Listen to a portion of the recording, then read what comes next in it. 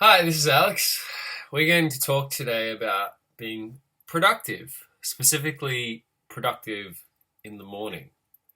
Now, I'm going to run through my routine and I challenge you to maybe adopt some of these habits that I have adopted to be more productive because I consider myself relatively productive and definitely the way I start my day is a big contributor to that. So at the start of the day, I just wake up at 6:15 without fail every single morning. Wake up at 6:15, regardless of how late I went to bed the previous night. I try to go to bed at the same time every night. Sometimes I don't, but regardless of that, I wake up 6:15 on the dot every morning. And this is really, really important for your body because your body really likes routine. Your body likes doing the same things over and over again because then it can make it a habit, and then that becomes easier the more your body does it because it internalizes the habit that you're creating. So if you get up at the same time every day, it's going to become so effortless. You're not going to have coffee. You're not going to have to take unnecessary stimulants to just wake up. You won't even need an alarm clock eventually, but they do help to start off with. So 6:15, I'm up and get up straight away. There's no dilly-dallying, no snooze button, no checking the phone. Just get up, turn the light on so that you're stimulating your super charismatic nucleus in the center of your brain, which is responsible for keeping track of time and telling your brain whether it's daytime or nighttime. As soon as you wake up, turn the light on and have a massive glass of water. Now, a few reasons why you should drink a big glass of water. One, it's been about 8-9 hours since you've drank water, so your body's dehydrated. And two, that cold water running down through your system is just going to wake up your entire digestive system. It's going to start kicking everything into gear. It's going to make you feel so much more awake. And I challenge you to do it, and you tell me if you feel the difference, because as soon as you drink that glass of water, you're just going to feel more like your eyes are open wider. It's cool. So after you've done all that, or after I've done all that, I go for a walk. I go for a walk around my block, get the blood flowing, On this walk, though, it's not just a normal walk. I mean, it's a walk. Don't get me wrong, it's a walk. You are going to think about three things. Now, the first thing you start off thinking, or saying, you can say it as well. Think about what you're grateful for. Any number of things. You can think about three things. That's a good number. Think about three things you're grateful for. They could be your health, that you are a fit person, that you have 2 legs, you have 2 arms, that you have a loving family, that you have a roof over your head, that you live where you live, that you just have the opportunities that you have. Like, just be grateful for things. And what this is going to do, this is going to get your mind into this mode of just being grateful throughout the day. And you're going to notice things that are happening around you, and you're just going to be naturally more grateful and loving towards them and appreciative towards them. And that being that way, it stops you from taking things for granted. It stops you from getting, just getting set in your ways, and just being mindful that everything is there because someone put in the effort for it to be there, more or less.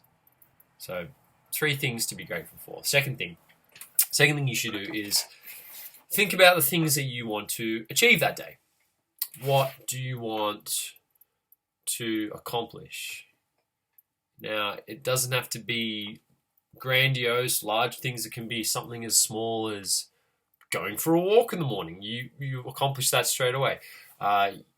You could think about maybe going to the gym. I'm going to complete this report. I'm going to do this assignment. I'm going to hang out with a friend. It doesn't matter how large or small it is. Just think about what you want to accomplish that day, because it's going to motivate you. It's going to allow you to visualize the things that you want to do that day, and you're more likely to do them if you're thinking about them. So Think about what you want to accomplish.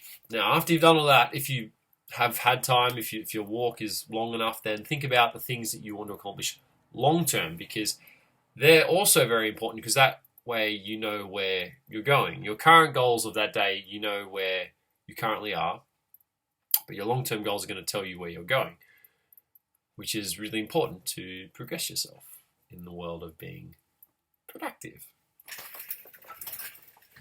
Now that you've gone for your walk, you walk into your door, you sit down in your room on your meditation pillow, and you meditate. Meditate for 1 hour.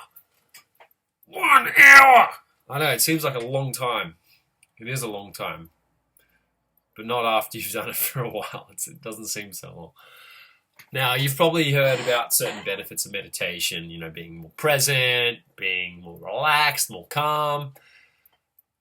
But what it really does at its core, it makes you more focused. It sharpens your attention span, because every time your attention drifts, you bring it back to a point, and every time you do that, your attention muscle gets flexed, and you get a stronger attention span. You'll find you'll be able to do tasks for longer. You'll get less distracted when doing things throughout the day. When talking to people, you're not thinking about other things. You're just more present and more focused on what's happening in front of you. Now, the second thing meditation can do for you, it can make you a more responsive person, less reactive to the environment and to people. For example, if the way to tell if someone's a very reactive person, a very emotional person, is when a situation presents itself and then immediately just everything goes to shit, and they just become super overwhelmed with what they're feeling, and they don't respond to it, they react to it. And there's a difference. There's different parts of the brain that are engaged for the two different things. So regardless, you're going to experience emotion, but the way you choose to react is going to be determined by whether you engage your higher brain or your lower brain. Now, there are 3 brains. The 2 that I'm talking about right now are the limbic system and the neocortex. Now, the limbic system is responsible for feeling emotions. It's responsible for just guiding us throughout our lives, telling us what's good for us and what's bad for us, hence positive and negative emotions. And when we associate emotions to experiences, that is telling us whether we feel good about this thing or bad about this thing, and it's going to determine whether we repeat it in the future. This is our limbic system, or our emotional brain. Now, us as Homo sapiens have evolved a higher brain called the neocortex, and this is responsible for critical thinking, for complex decision making, and a lot of different things. It's just our higher thinking brain. It's allowed us to think creatively, fictitiously, to be able to abstractly think about things. Now, this brain, when engaged, can observe the emotional brain, and it can choose to engage with it or not engage with it. Or, in other words, to observe it objectively and to not identify with it. So if you experience something, you observe it objectively, you're not identifying with it, you're able to understand it better, and you are more calm. And so through meditation, it allows you to engage your higher thinking brain, your neocortex, to look at things objectively, which is very helpful throughout the day, because if we're just reacting throughout the day to every little thing that happens to us, we're just going to be so depressed and so angry, and we're just going to be feeling so many emotions, and we're just not going to be able to function in society. So meditate. Not necessarily for an hour, but just meditate. It can be for 5 minutes. Just meditate. Now, after I've meditated, I go to the gym. I work out. I get my muscles burning. I get my heart pumping. I do all these things that get me feeling alive. Now, you don't have to exercise first thing in the morning. I do it because I feel like I won't do it. The more distracted I get throughout the day, the more things I get piled up on my table. So first thing in the morning, before all these distractions start, really good way to start the day. Now, after I've done all that, it should be about 9:30, and now it's ready for breakfast time. Because at this point, I am starving. Because it has been 3 hours since I've been awake. Eating. Yes, it's good. So after you've eaten, that's your morning routine done, and you can start the day. Now, it's very important to start your day right, because this is going to tell your brain how it's going to tell your brain what identity to assume. Your brain likes to get into certain rhythms, certain thought patterns, and once it starts on a certain thought pattern, it likes to gain momentum and just keep going with that. It doesn't like to just chop and change between different modes.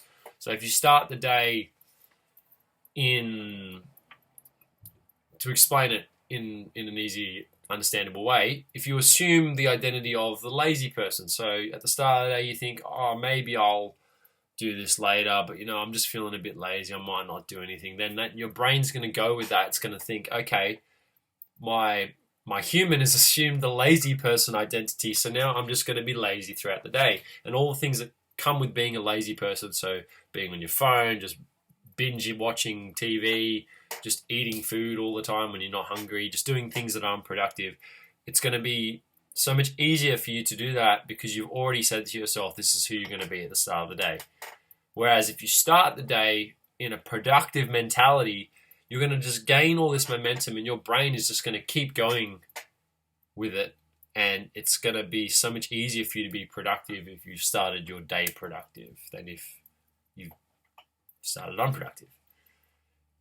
Your brain is very temperamental like that, so starting your day right is very important. I would suggest not having your phone in your room. I don't have my phone in my room, so you're not tempted just to check your phone throughout the night if you wake up or while you're trying to get to sleep, but also first thing in the morning, checking your phone and just immediately starting your day like that is just gonna make you less present. It's gonna make you more likely just to be on your phone throughout the day more often, and it's not gonna be good for your productivity. It's not gonna be good for you being in the present moment. Yeah, so starting your day productive is good. Try these things and tell me how you go. Alright guys, see you in the next video.